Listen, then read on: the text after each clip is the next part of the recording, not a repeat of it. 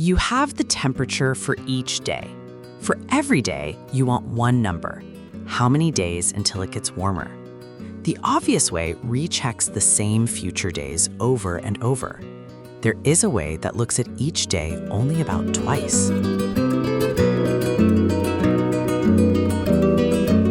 Here is the exact task. You are given the temperature for each day, left to right. For each day, output how many days you must wait until a warmer day appears. Stand on this 73. The very next day, 74, is already warmer, so the answer is 1 day. The wait is not always 1. Stand on this 75. The next 3 days, 71, 69, 72, are all colder, so 75 keeps waiting. The first warmer day is 76, 4 days later, so the answer here is 4. And sometimes no warmer day ever comes. This last 73 has nothing after it, and the 76 before it is the hottest day. When no warmer day exists, the answer is just 0. So what is the instinct? For each day, walk forward until you find a warmer one, then record the distance. It works, but look at the effort. On a long, cold stretch, every single day scans almost to the end before it finds relief. How bad does that get?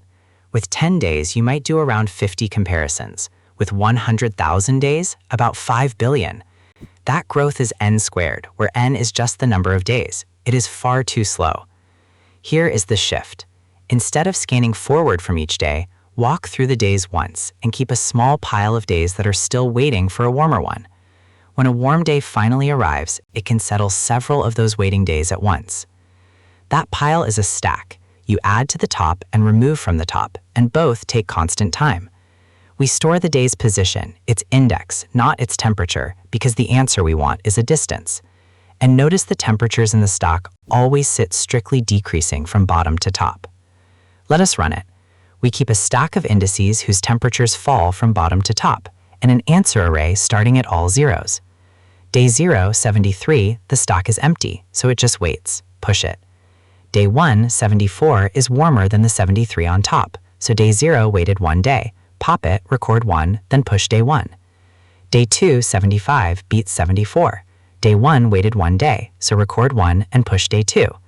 71 and 69 are colder, so they simply wait on top. Day 5, 72, is warmer than 69 and 71, so it settles both 1 day and 2 days, then waits itself. Day 6, 76, is the big sweep. It is warmer than everything left, so it clears 72, then 75, giving them 1 day and 4 days. The last 73 finds nothing warmer and stays 0. The answers are 1, 1, 4, 2, 1, 1, 0, 0. Why does storing the index matter? Because when a warmer day at position j finally settles a waiting day at position I, the number of days waited is simply j minus I.